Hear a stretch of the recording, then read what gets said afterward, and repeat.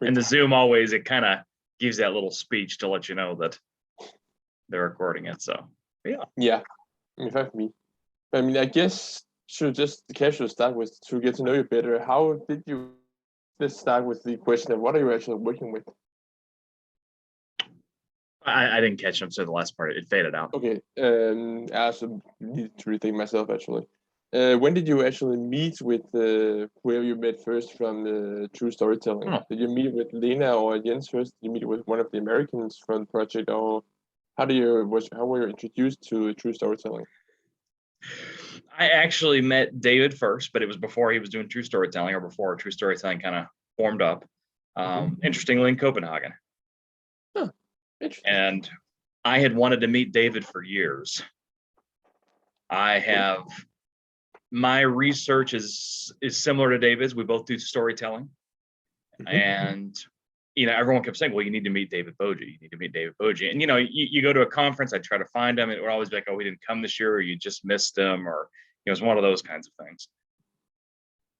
And I don't know, I tried to meet him for it must have been 3-4 years at different conferences, and just didn't happen. So I kind of gave up on it.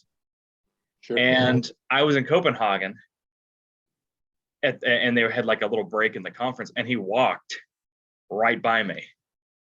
And I'm like, whoa, you're David Boji. Like, it was like meeting like a rock star or a celebrity or something. And, of course, he wasn't surprised. That's what his name was. He said, hi, how are you?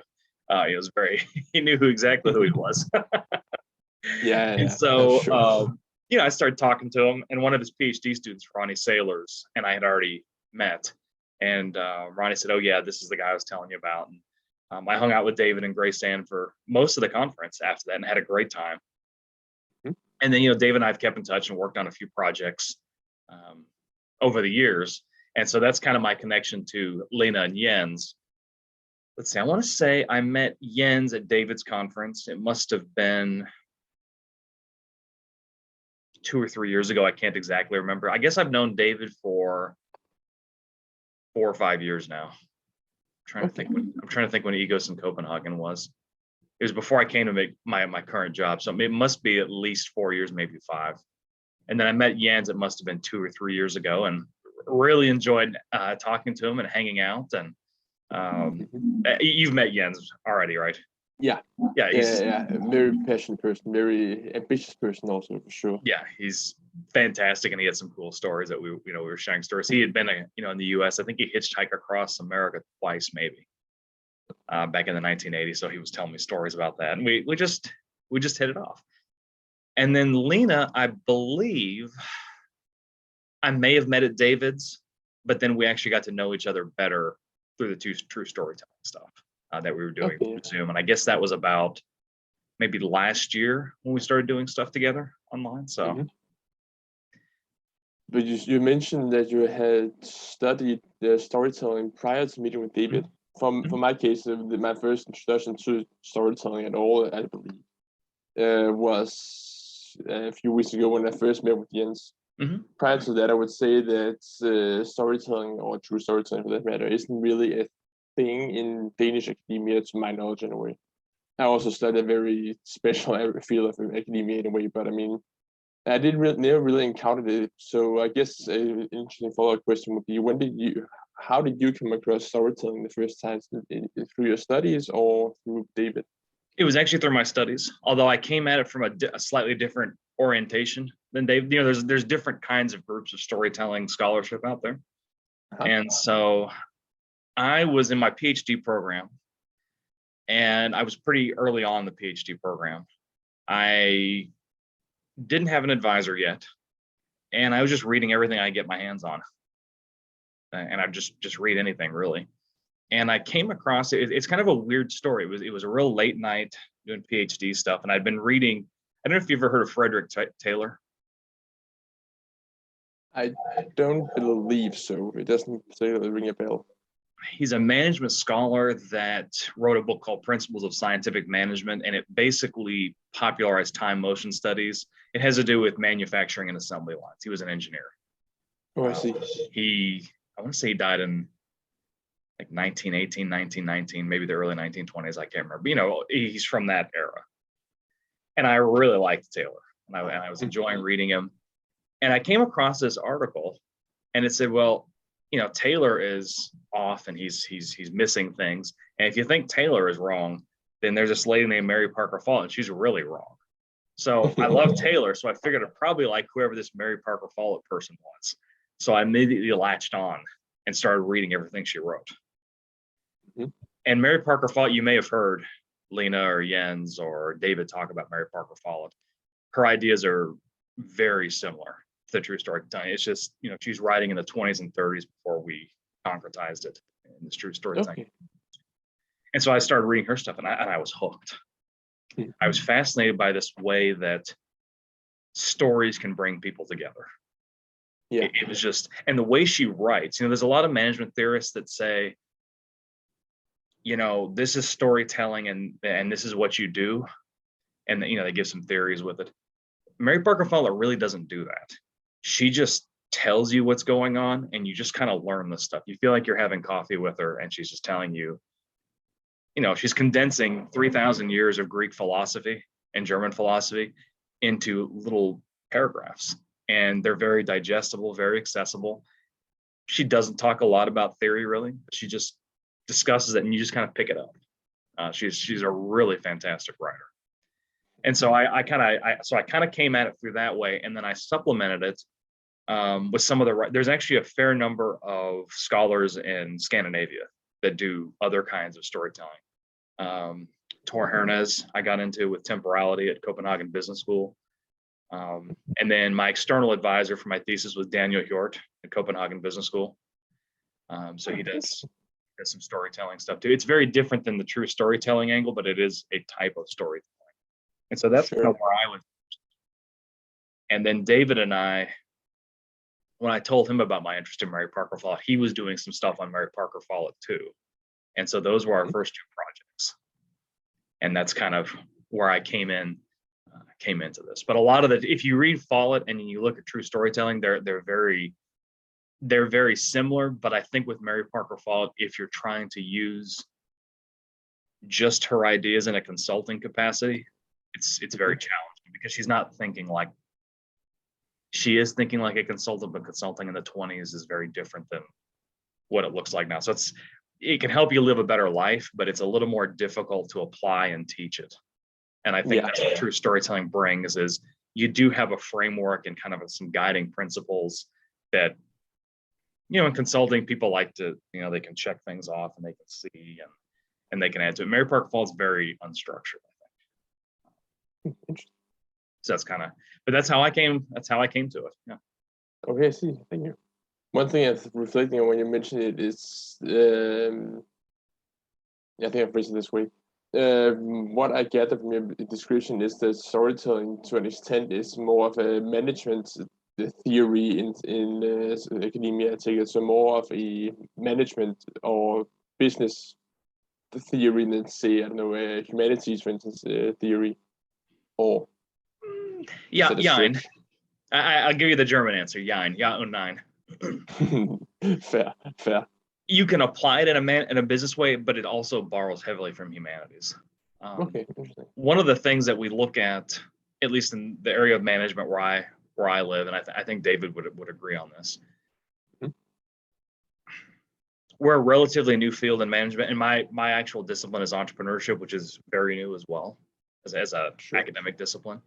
And so we borrow a lot. And there's different ways of studying management theory or entrepreneurship theory. There are people like me that borrow very heavily from the humanities, actually. Mm-hmm.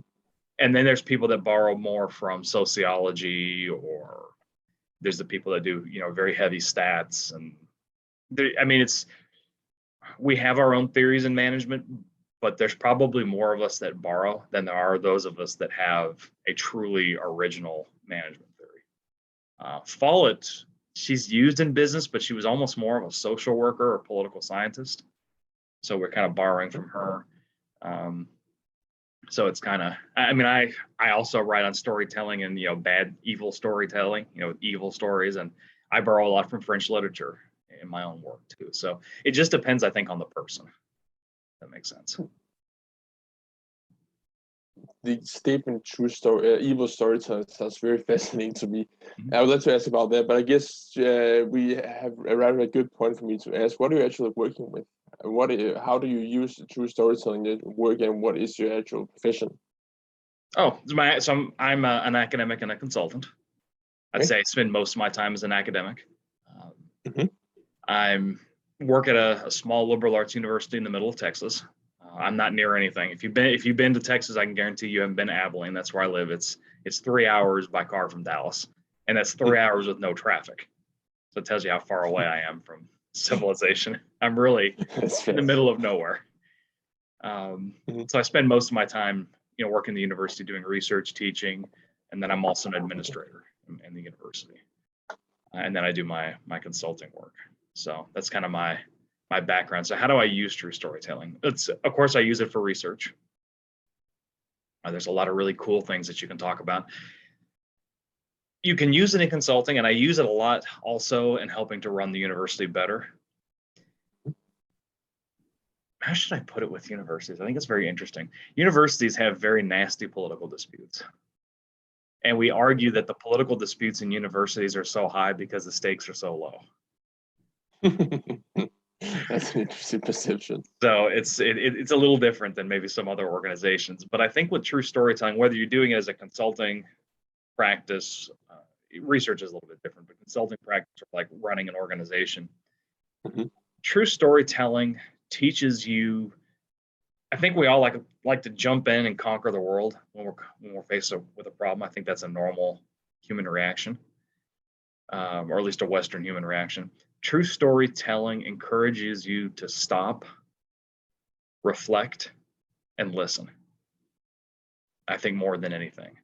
And when you help people, including yourself, understand what's true or what's important to you, you can engage in those deep reflections and bring people together better. Because when we argue with people, most of the time we're arguing about minor details or tactical decisions. We generally don't argue as much about the strategic or the philosophical fundamentals. I mean, very few people wake up in the morning and say, I'm going to do something bad today, for example, right? Right. I mean, there are people out there, but most of us don't. And so if you can listen to people and help them reflect and think about the things that you have in common, you can build better solutions. They're what I call 1 + 1 = 3 solutions. And I think that's, I mean, you can go through the checklist and true storytelling and everything, but I think the most important thing is just teaching yourself and other people to just stop and listen and reflect and those things, I think, more than anything. And that's really hard. It sounds easy, but it's really hard in practice. I mean, for me, it's definitely I honestly say what you're describing me sounds like it's really important. If we look at the 7 principles of true storytelling, that is very much clear to me that the 4th principle of timing is very accurate for you guys in America, especially because your country really is an important time right now where it's really important to have to make the right decisions at the right time. I would definitely say it should be now. So that also really makes sense to me why true storytelling is so popular, from what I've been told in America, because it is a time now for you to learn to embrace these important aspects, these tips on how to live life, probably make the right decisions for your life. And the hard part, I think, about a lot of this, and Follett describes this very well. We're trained to conquer and have victories and things like that, right? To engage, defeat, and destroy the opponent. Whether it's Mary Parker Follett or true storytelling, solutions don't end like that. You're not defeating anybody. You're not conquering anyone. It's that you're learning to find better ways to work together to achieve things that you both agree on. There's no winners or losers per se. I guess everybody's a winner, as hokey as that sounds. But there's no defeat, so to speak. And the timing portion is actually one of my areas of research, looking specifically at that. So I look at chirological time and storytelling.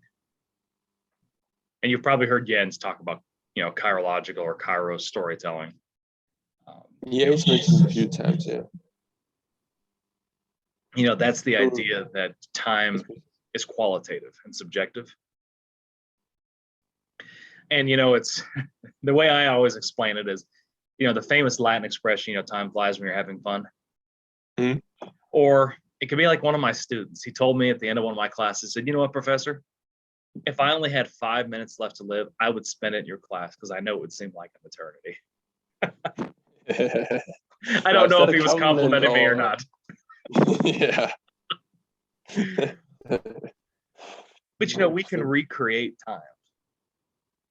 We can recreate processes. We can do things the way they used to do it, or we can speed things up with task forces and things like that. And that can kind of speed up this time, which I think is a huge thing. And you pretty much do that through stories and meaning making. Yeah, and you hear this in the universe. Well, I wish it was just like the good old days. Well, okay, what were the good old days like? And, yeah, they'll tell you all about it. Well, what's keeping us from doing that now? For the most part, it's just we think that chronologically you can't go back, but actually you can, and you can recreate things. And again, through that story, you can reawaken that vigor that you may have had before, which is really cool. But again, you see how if you were to tell me I wish it was like the good old days, I could say, no, we have to do it this new progressive way versus, well, what does that mean? And then you can tell me, and then I can ask school, why can't we do that?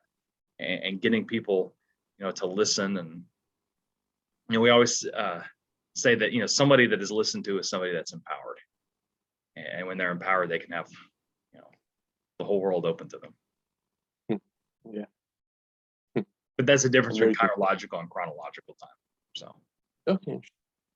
Could you actually, I remember that Jens told me the concept of this chirological. What is it? An issue I have when I consider it, you mentioned chirological versus chronological. Mm-hmm. Chronological, of course, I'm aware of, but I don't know what chirological means. Can you elaborate on that maybe? Let's see. It comes from Greek. I remember the Greek term is kairos. Okay. Off the top of my head, I cannot remember what kairos means.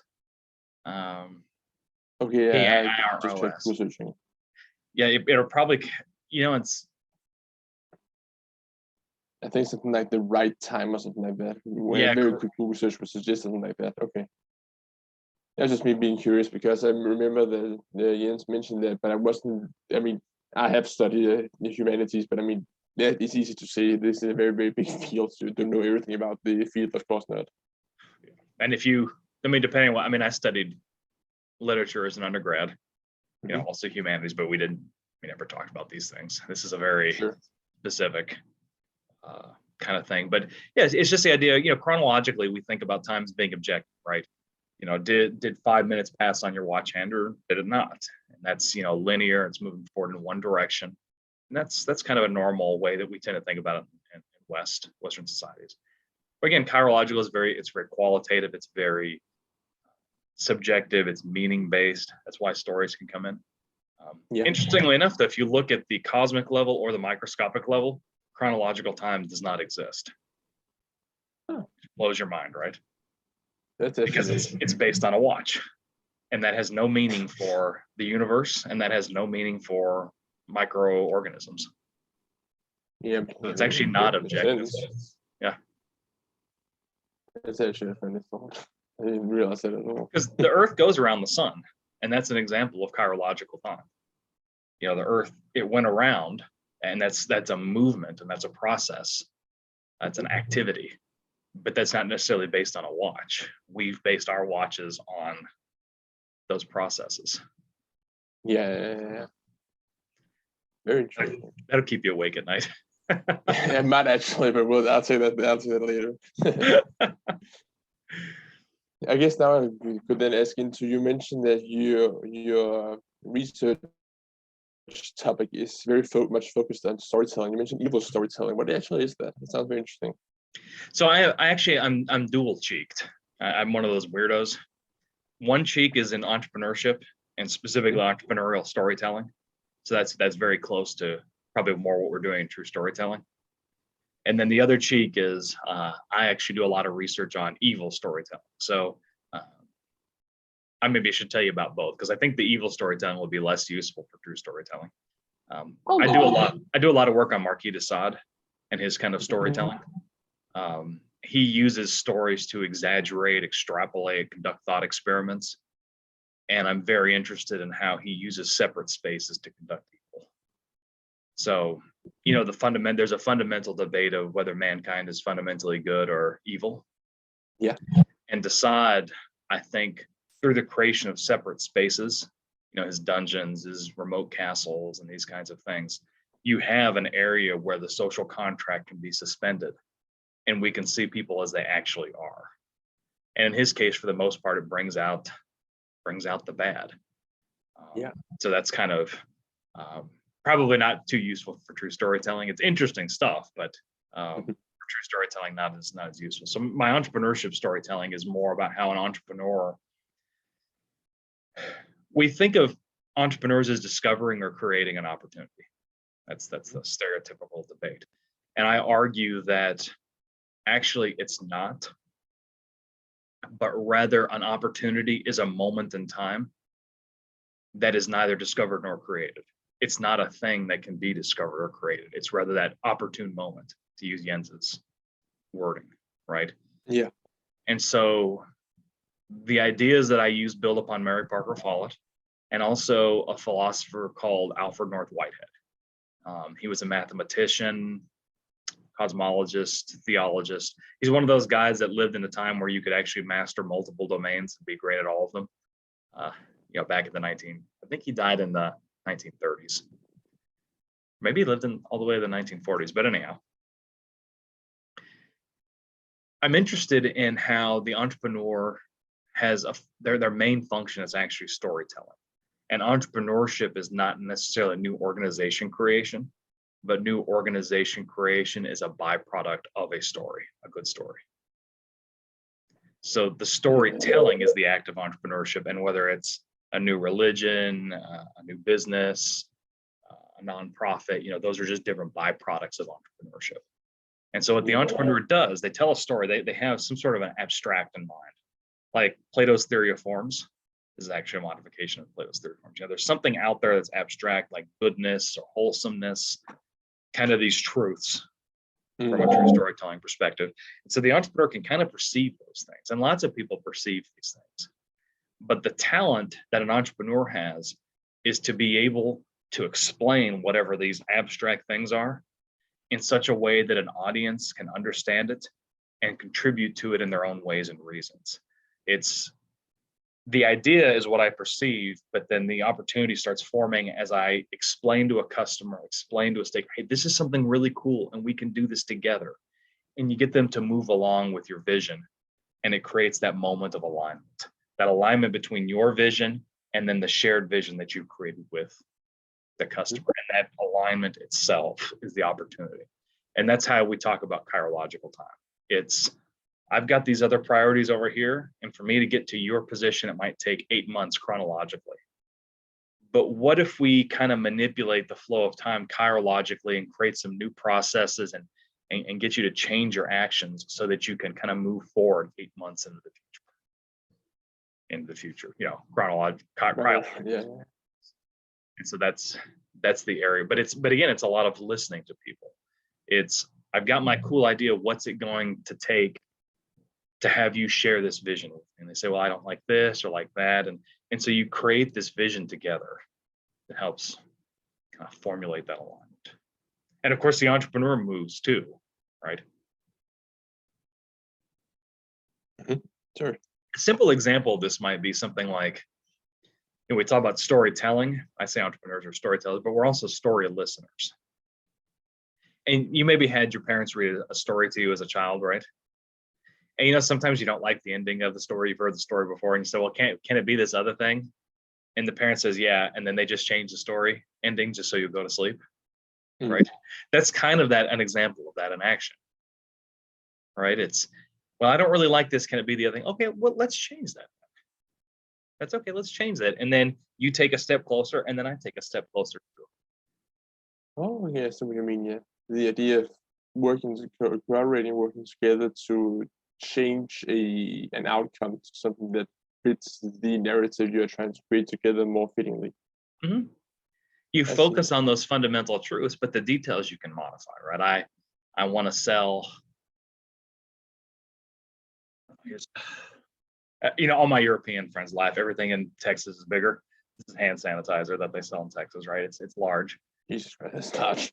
Yeah, you see how big it is. So, let's say I've got this hand sanitizer. I have this vision of, everybody has clean hands, all the time. And, I'm going to do it. I've got my way to do it. And you notice that the customers aren't buying it. Right. And then you start asking, well, why don't you buy? Well, I don't like it because it eats up my hands. Okay, great. I'm going to change my vision a little bit. It cleans the hands, it moisturizes the hands too. And then, then you get, you move a little bit, they move a little bit. And you keep asking the customers, well, what's this other thing? Well, I don't like this. I don't like the color, or, whatever. And it's just this continuous process of adjustment, getting that alignment just a little better. But it's storytelling. They agree they want sanitized hands, but then they also have these other wants. They want it to smell like bubble gum. Who knows what customers want, but you're always adjusting. And when you explain it this way, it sounds very obvious, right? You should listen to customers and things like that. But you'd be amazed how many people don't do that. Examples of that? What's that? Do you have any examples of people not doing this? Actually, maybe I should have read the other one, because the actual purpose of the interview of the meeting people, of course, is that I don't remember if me or Lena described that to you, but technically my, if you will, job with Lena and Jens is to help launch the True Storytelling certification in Denmark. Mm-hmm. And then the idea I had was to take inspiration from you guys who've already completed this course and already have experience with storytelling and true storytelling, and use your stories and your experiences to motivate more people to try and engage with this system. Mm-hmm. And so I guess my interest is, that's also my main purpose of meeting you, was to get these stories and to get inspiration from people who already know that this true storytelling is the real thing that works for people. Mm-hmm. So I guess I would be curious if you had some good examples of people who you have been teaching, maybe, who have used storytelling to create change that they have wanted to create. Mm-hmm. Yeah, I could actually give you, even though I don't cite the truth, it's happened before I started doing true storytelling. I could actually send you a couple of my papers, and you could actually see. I wrote a lot about this during based on my experiences in the Army. Mm-hmm. It's about giving up your hard, steadfast positions, and then shifting a little bit each way. And again, it's not compromise. It's really not that at all. A lot of people think it's compromise, but it's more of helping you achieve what your real desire is. Can I give a follow-up example to that?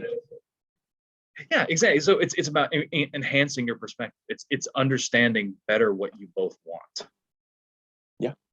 Follett gives a great example of this, and I can give you my papers and stuff to show you some clear examples. Sure. But Follett gives a great example that really stuck with me.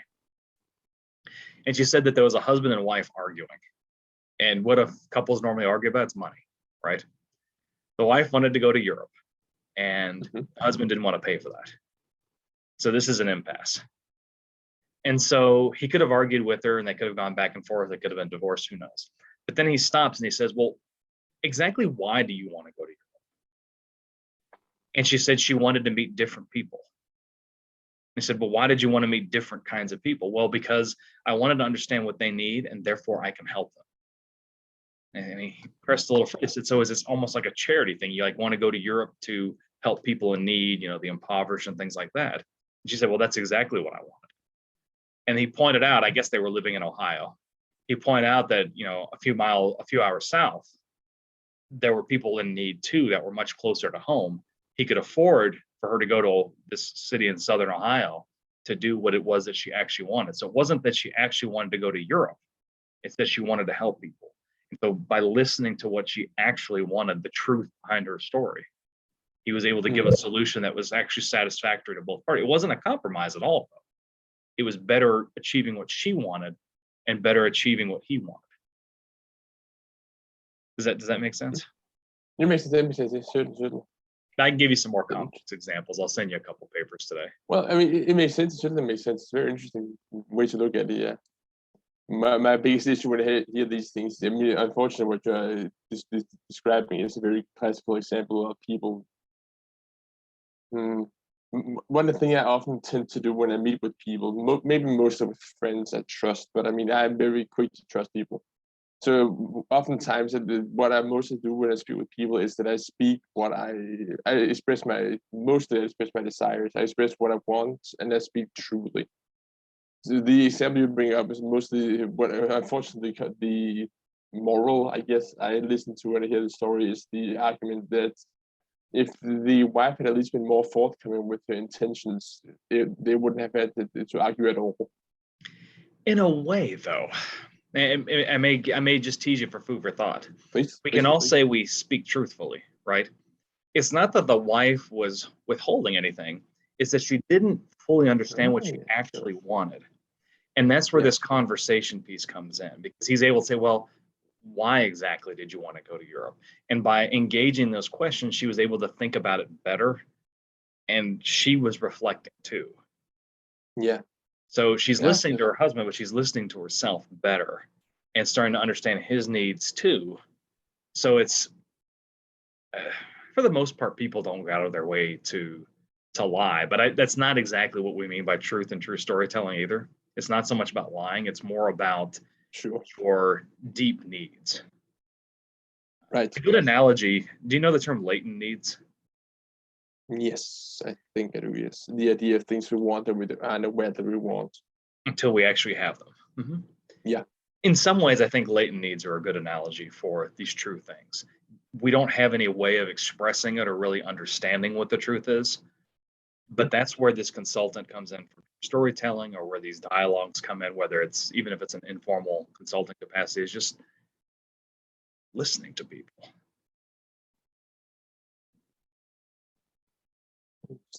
Just writing notes down here.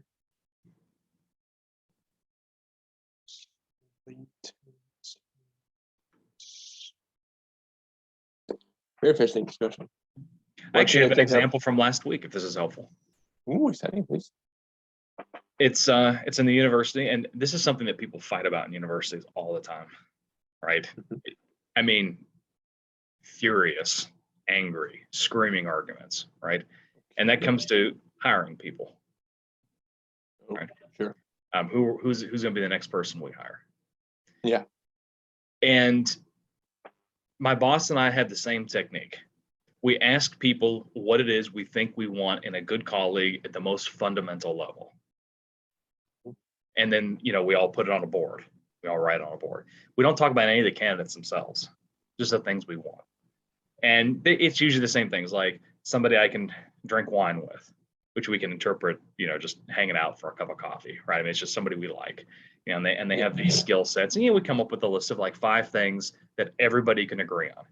And the ones that we can't agree on, we don't worry about those. We just focus on the ones we all agree on. And each candidate we write up on the board and we ask, does this person meet the 5 things that we all agree on is useful or not? It gets rid of the gut feeling or, I really love this person. And if we can't say yes to all 5 of those things we've written on the board, that person's automatically gotten rid of. And you'd be amazed how many people you can screen out with just that. And those meetings go from hours of nasty, horrible behavior to finishing in a 15, 20, 30 minutes. And that's for 60 candidates. Oh, that's great. So not only do we leave in a peaceful, amicable, friendly sort of way, we actually get done faster too. Yeah. I gotta admit, you really painted me an interesting picture of university life in America compared to in Denmark, I guess. My impression of everything in Denmark is people are a lot nicer and a lot friendlier and a lot more peaceful than we are in the States. I can't compare. I unfortunately can't really confirm or deny that. I've never been to America. I have, of course, heard stories that may tend me to agree with you. I mean, I've met examples of many great people, very kind people in America, but I guess you have the best and the worst, which we have in all countries, really. On the street, people are nice. That's never the issue, right? It's just once you start working in organizations, it's, there's the organization culture and then there's the national culture, right? And sure. There tends to be a lot of fights at work. I've known a lot of Scandinavians and they all have the same, they talk about how consensus is a big thing in Scandinavian culture. Everybody gets to say their piece at a table. And that may be why true storytelling resonates so well in Scandinavia, right? It seems like in some ways there may be parts of it kind of built in and just, I understand bosses are not bosses, but they're more senior colleagues or coaches. I could be wrong, but these are things I've heard. That's really not the same thing in the US for the most part. And that's why true storytelling is so valuable, I think, is it helps us think outside of our normal way of thinking, outside the box. And again, in universities, I've started using it more and more now that I'm a department head also, my university, just listening to people and finding ways to lead them. And you notice I say I'm not managing them. I use words like leading, helping them achieve whatever it is they want to do in a better way. Just through, again, true storytelling, just listening and these kinds of things, understanding what it is they value and what they want and, how we can get there together. Sounds very wise, honestly. And if it tells you how, I'm sorry, I keep getting it. I apologize. I was just going to say that it sounds like you very, very much have listened and taken heart of the philosophies of true storytelling. I would argue, at least. Mm-hmm. But I mean, honest, and it's also difficult to say though, because I had never really been to America. I've heard stories of business culture in America, and I know by theory, I guess, that America is more hierarchical of a country than Denmark is, for instance. Mm-hmm. So I guess that also is an argument of that. But I mean, talking to you right now, I get the impression you are very down to earth and don't really worry too much about appearances and especially class, if you don't mind use the term. Mm-hmm. And it's not just, I mean, people could push back and argue with me on this, understanding this low power distance culture or, using true storytelling techniques, I think one, it's a little bit more ethical, but most people don't really buy off on it's more ethical, at least not in the States. People don't care about feel good, they care about results. Yeah. And true storytelling, I think, generates better results also. It does produce better efficiencies. And the reason is people are able to contribute to the stories once we acknowledge kind of the core. Or, I love how Yen says, take advantage of stories that are already there. Yeah. That goes back to Follett and Derrida and some of these other postmodernists, where you allow people to contribute for their own ways and reasons. If I try to force you to do something that you don't want to do, you will probably, at best case scenario, you'll put in your 8 hours a day and then you clock out and you don't do it anymore. But if I harness what's important to you and let you contribute to that, you'll stay up till 10, 11, 12, 1, 2, because it's part of your heart and soul and it's your identity, and you will give better than your best effort for the organization because it's also for you. And those don't have to be contradictory goals. Yeah, for sure. The efficiency is definitely there. You'll be the kind of person that will pick up that phone call at 2 a.m. from a colleague because this is your baby. This is your thing and you're going to love it. Isn't that really the case in America? What I'm thinking is my goal through most of my life and going forward in my career is to ideally work in a place where I want to work, not where I have to work. Mm-hmm. For instance, I'm actually working with making a PhD proposal for, I don't know, at some point in the beginning of next year, hopefully. And the motivation for that is that while technically speaking, I get better paid jobs in Denmark, my concern isn't a good job where I get good money. It's doing something where I know I will appreciate what I'm doing. Mm-hmm. But isn't that also the case in America, or is it more normal to find people who just want to get money? There are very few people who like their jobs in the States, and most people work for a paycheck. Okay. Self-actualization is not, at least in my experience, is not a thing like it is in other countries. I think if you talk to many Americans, most people hate their jobs. I'm lucky because in academia we had that self-actualization. Yeah, for sure. You write about what you want to write about. You can teach whatever you want within the context of a classroom. There's a lot of, there's some things maybe we don't like as much either, but for the most part, you design your own job. So that's pretty neat. But yeah, a lot of people hate their jobs. It's just. I mean, it might also be the case with Denmark, I guess, but I would argue that, well, I don't really know if I can speak of that. I would argue more people can also appreciate what they're doing and don't just do it because they have to feed the family somehow. Yeah, of course, there is also a notion of that, but I mean, this should be the case when more people want to work, I guess. It's difficult to create a society where no one needs to work, I guess. No, but you also have a nice safety net, which I think can take away some of the sting. I think we don't have that. I mean, if I have tenure, so I have a job for life, which is wonderful and unusual in American society. I can imagine. Universities have tenure, and like government positions have tenure. That's about it. Otherwise, you can be. Do you know what at-will employment means in the States? Nope. It means you can be fired for any reason or no reason. Well, that's unfortunate. So, things are going well, and I don't know, the boss doesn't like your shoes or something, or doesn't have a reason at all, and you can be terminated on the spot. So there's always a little bit of fear. And if you're unemployed, it's hard to get a job when you don't have a job. It's easier to get a job if you've already got a job, but when you don't have a job, it's much harder to get one. So there's a little bit of fear there, I think. Sure. So interesting. And again, that's inefficient too, right? Because people are less inclined to take risks. Yeah, and that means that innovative results will be less likely to happen because people don't really want to risk taking the risk for fear of being punished for it. It's one of the things I like about academia is I have a great boss, and I can tell him, I said, I got this crazy idea. Will you just hear me out? I'm not worried about getting fired for coming up with a crazy idea. And he'll tell me either yes or no. If it's no, it's no, and he'll tell me why. And if it's yes, he'll say, well, but maybe tweak this, that, and the other, and I think it'll be great. But you're free, and you can start out with, again, that's the true storytelling. Again, I can say, I've got this vision. I'm going to do something cool or fun or innovative, and this is my specific interpretation of that. Sure. That's the beauty of true storytelling. It's Plato's theory of forms and action. Focus. You studied this in humanities, right? Yeah. Just focus on the form.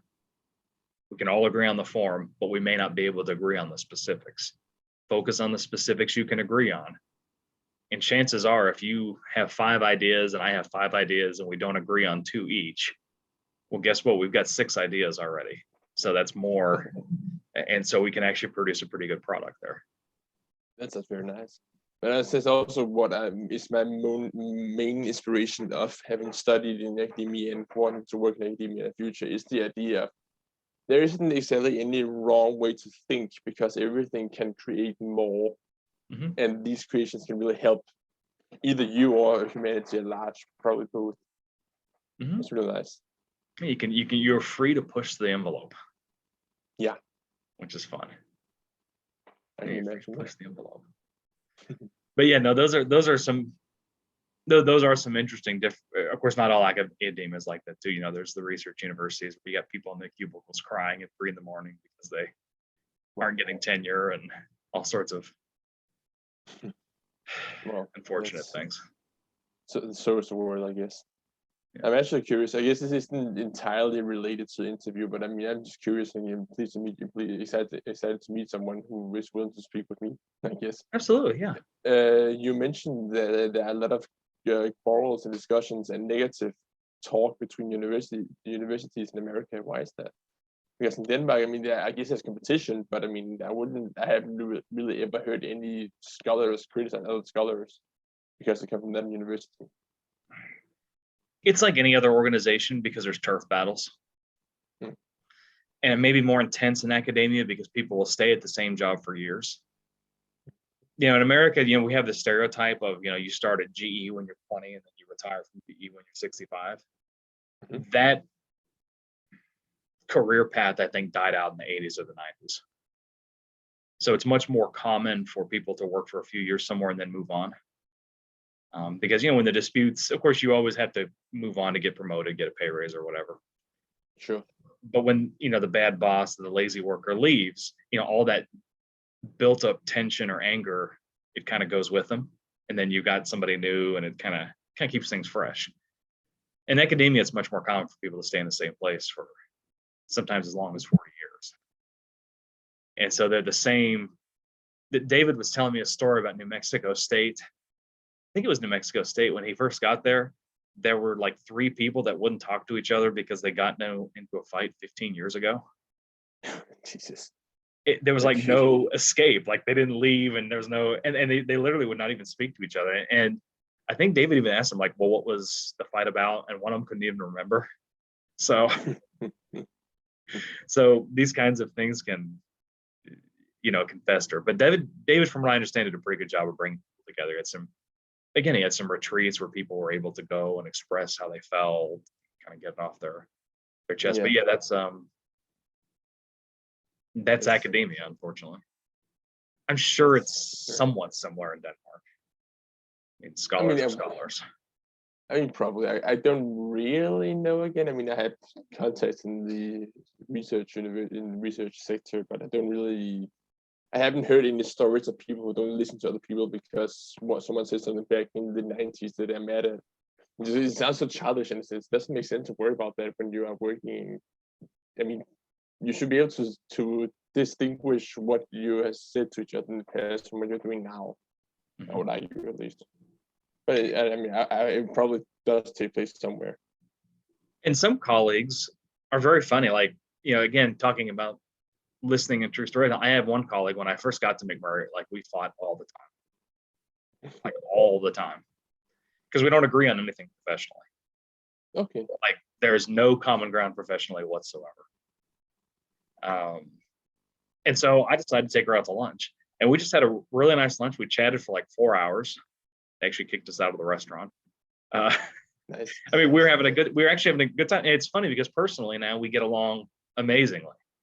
Yeah. We just know that when it comes to a meeting, we're not going to agree on anything at all. But because we get along so well personally now, we express our disagreements in a much more constructive way. Yeah. She's not personally mad. She just, because I've listened to where she comes from, and she knows where I come from in my orientation. And so if I disagree with her, I can say, well, I'm coming at it from this way, and I know where you're coming from, and I don't agree for these reasons. And so we can at least agree that, okay, we don't agree on these things.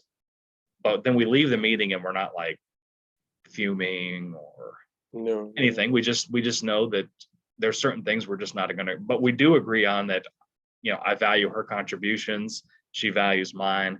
And, sometimes we're just not going to agree on HR policy or something. But again, we agree on the fundamental things. Mm-hmm. We want to all do the right things, but we just may not agree on certain specifics. And that's okay. There's nothing wrong with that. And sometimes, I'm sorry. Sure. That was also what made me surprised, because you said that you said you fought in the past. I suppose you meant professionally. So would it be something that you have had this approach to the field, and your views were this and this and that, and hers were completely different, and thought that it wouldn't make sense for you to have your arguments? Was that the nature of the fights, or was it more in the sense of management, like the way the staff treats us is stupid, or we should have more of that, or what was the nature of it? Don't need to go into specifics, of course. Yeah, I can give you specifics. So we didn't agree on pursuing a certain kind of accreditation for the business school at all. Okay.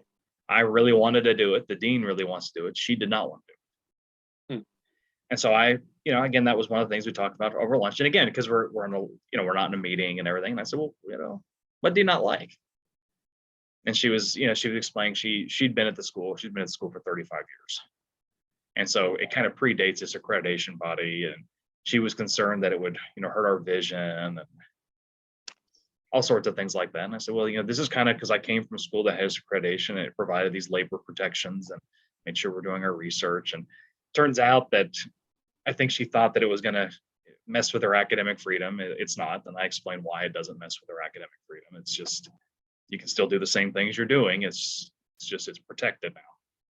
And she's still not entirely convinced, but her attitude to meetings now is, I'm going to be retired by the time this accreditation goes through, so I'm not going to argue that anymore. So, but again, we listen to each other and we respect each other more.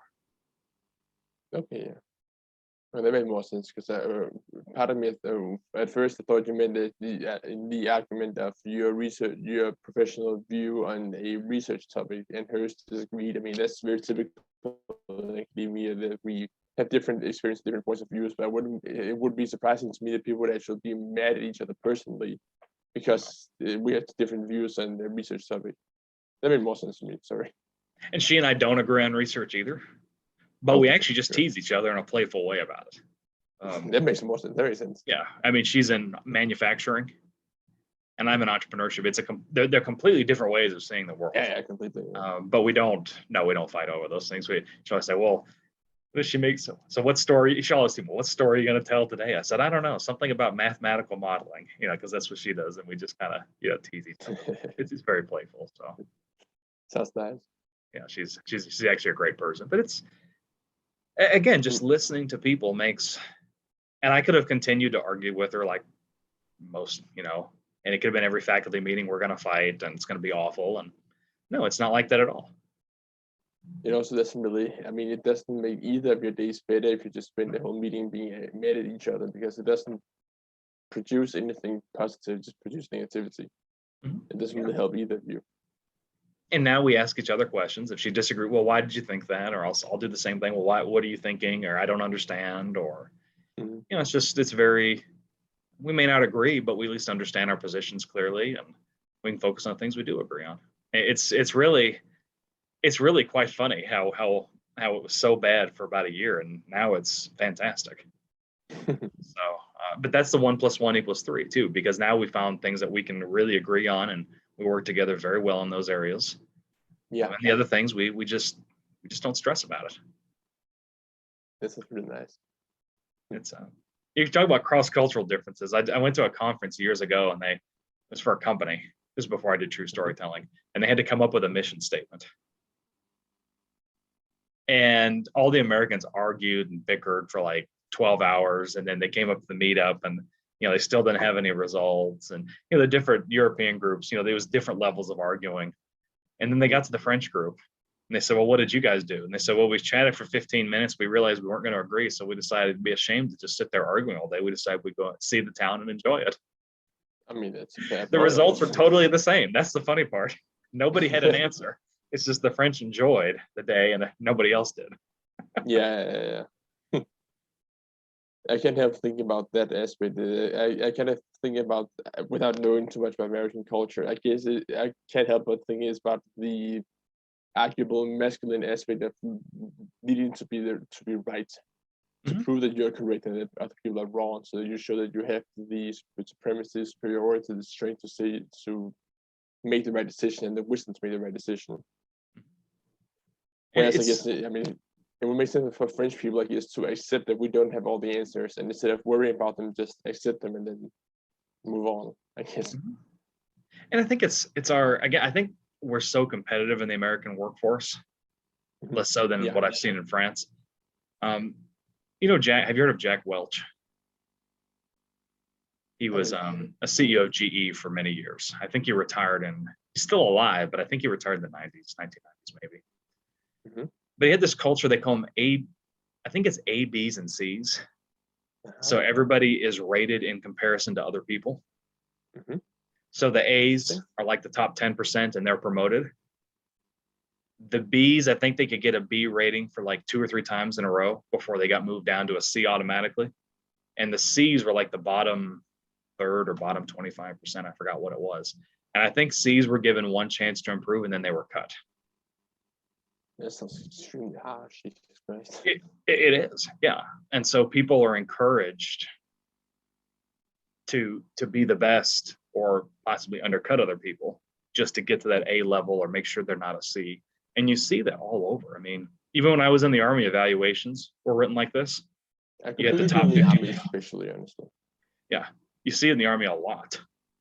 Yeah. Top 50% get a certain rating, and then everybody else must get something else. And the top 50% will be considered for promotion, and the bottom 50% will not. Yeah. Well, that's the there, I guess. It's, and you get people that, again, focus on beating out the other person to get the promotion, which has certain merits. But again, I think going back to true storytelling, I don't think it's as efficient as people just working together. Yeah. My undergraduate was had a very competitive business school. And we used to always laugh because some of the business students would take other classes outside of the business school. They all had to take like econ, they all had to take like a foreign language class. There were certain things they took with everybody else, but they still got graded on the curve, or at least they had that curve mentality. That the curve at that school was that the average had to be a B-. And a B- is okay, but that means half of the people will necessarily get less than B-. So if like the average is normally an A, then even if you got an A level work, you get a C, D, or an F, which are really bad grades. Yeah, sure is. And so it encouraged them, much like in ancient Sparta, to lie, cheat, and steal to get ahead. And so they, when we would take classes, the humanities people, the econ group, we had like the econ study group, because we all wanted to help each other, because we knew the curve would only help you. The curve would never hurt you. So if everybody did well, everybody did well. And of course, there's always people that drop out of the class and it counts as a zero. So the curve will be helped no matter what. And so we'd all do very, very well in our classes because we learned the material, because we helped each other along. And the business people would not. They would do stuff like go to the library and cut the pages out of the books in the library so nobody else could have them. Yeah, they'd climb up the fire escape onto the roof, and they'd throw all the books off the roof and then go and like fetch them in the bushes. They would do all sorts of things, like keep anybody from like learning the material so they could have that little extra edge. And yet they didn't learn anything. And their grades were typically bad, even in the humanities classes, because that was all they cared about. So it wasn't efficient. Yeah, I mean, just sounds cutthroat and extremely unproperly promoting, at least unhealthily promoting. But that's not unusual in the States, sadly. And I'm hoping we can change that in some way. Even if you can change just one organization at a time, that's worth it. Or one task force at a time, that's worth it. Absolutely. I talk about narrative echoes a lot in my research. And I'll send you my paper and you'll see what I'm talking about. But sure, please. A narrative echo means that you tell a cool story and people feel like they're part of it. And then whenever that organization or that interaction, it dies, because it does, like you've achieved the task, you're done with the project or whatever. So the organization itself kind of dies, but the narrative can echo and reintegrate itself to somewhere else in the organization. So if I lead a task force or a group and we do some true storytelling, even if I don't explain it just like that, but we do just a little bit of it, even if it's just 10% of true storytelling survives after the organization, the task force has died, and then maybe we reform, and then it kind of revives itself, and then slowly true storytelling can become part of the dominant culture.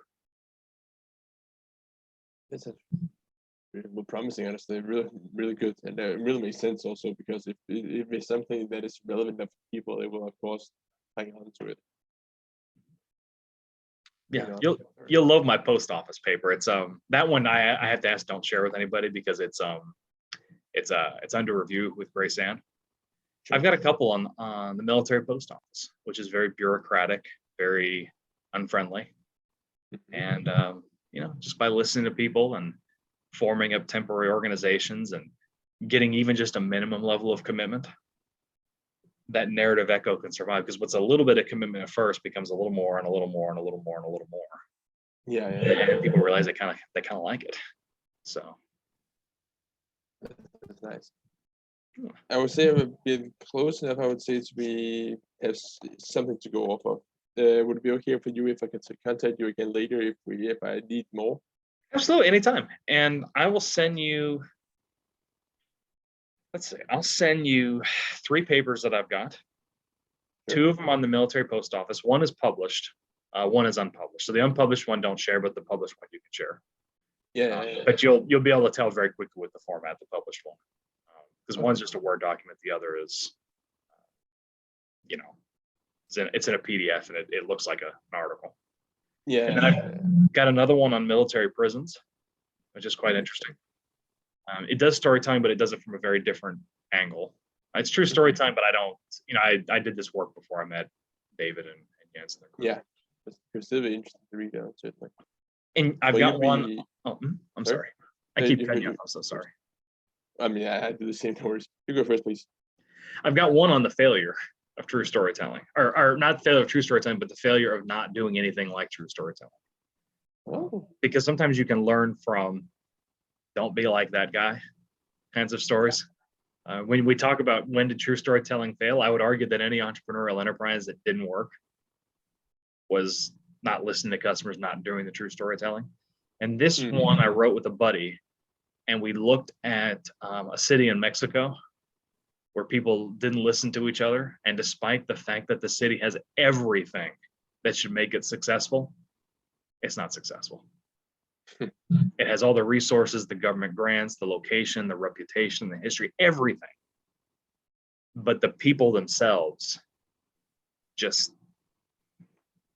it wasn't true for them. Not at all. It's like Lord of the Flies. I don't know if you know that story. Yeah. It's just like Lord of the Flies, except it's an entire city. That's a very, very promising situation. It's a horrible story, but I think it really illustrates what happens when people don't listen to each other and they shoot for that. It's a good cautionary tale. Very exciting. I guess actually before I leave, I'm just going to be curious. Are you going to be one of the speakers on the coming conference? Just going to be listening to it yourself? I am. I don't know that Grace Ann sent out the schedule. I'm doing a paper. We talk about listening to people, right? So I'm doing some work on Desaad right now.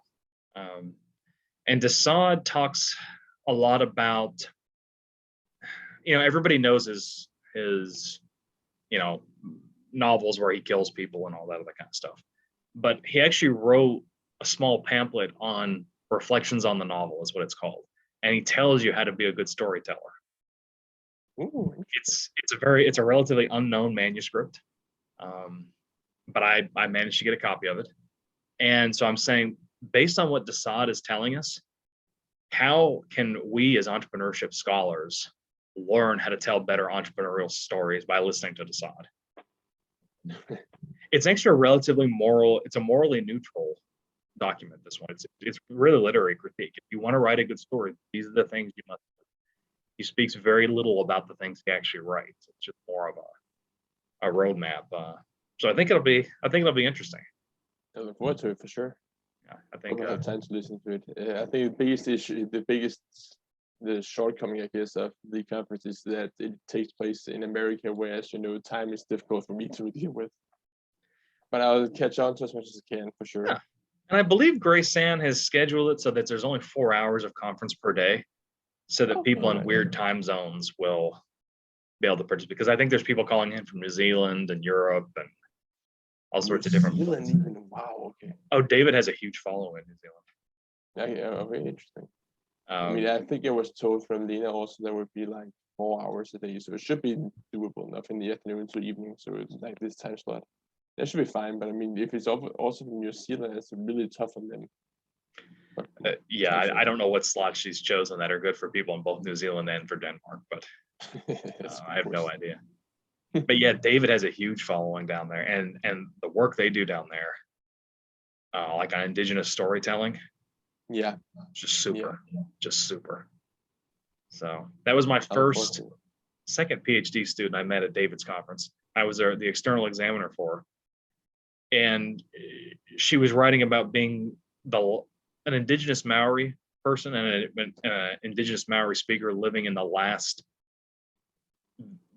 village or last town in New Zealand where Maori was the first language that all the kids learned at school. And she wrote about how her culture is disappearing. That's what her thesis was about. I mean, it was a joy to read. Just an absolute joy to read. Yeah, so I don't know if she's coming this year or not. She's not a traditional academic. She was in her 60s, so I don't know if she's gone back to her village and is doing stuff there. Or she's in the university. I'm not sure, but I think her advisor will be there. Her main advisor, Tyrone. So Exactly. Yeah. Well, if you're ever curious, yeah, and I suspect everything is going to be virtual this year, but seriously, come. Of course, you can hang out with Lena and Jens, but if you ever want to come to any other management conferences and just hang out, I think you'd have a fantastic time. Or if you'd like to co-author, of course. Absolutely, let's try at some point. Co-authoring is a big question in regards to the rest of my academic career, I guess. It'll be very interesting at some point for certain. I do but that. Definitely just to keep in touch. Yeah, I've worked with practitioners who don't have any. They maybe have a bachelor's degree, but not a PhD or anything. But they have professional experience and they have a story to tell. And my technique is I usually I let them write the story in the best way they can. We modify it a little bit, and we start talking about theories. And I usually write most of the theory and stuff, and then show them how I'm doing it. And that's helped people decide whether they want to be academics or not. I write with undergrads a lot too. I just submitted a paper. One of my students owns a coffee shop, and we're looking at how people believe that when they enter the coffee shop as a separate space, they just behave in evil ways, which is quite fascinating. I have heard story arguments that could confirm that argument for certain.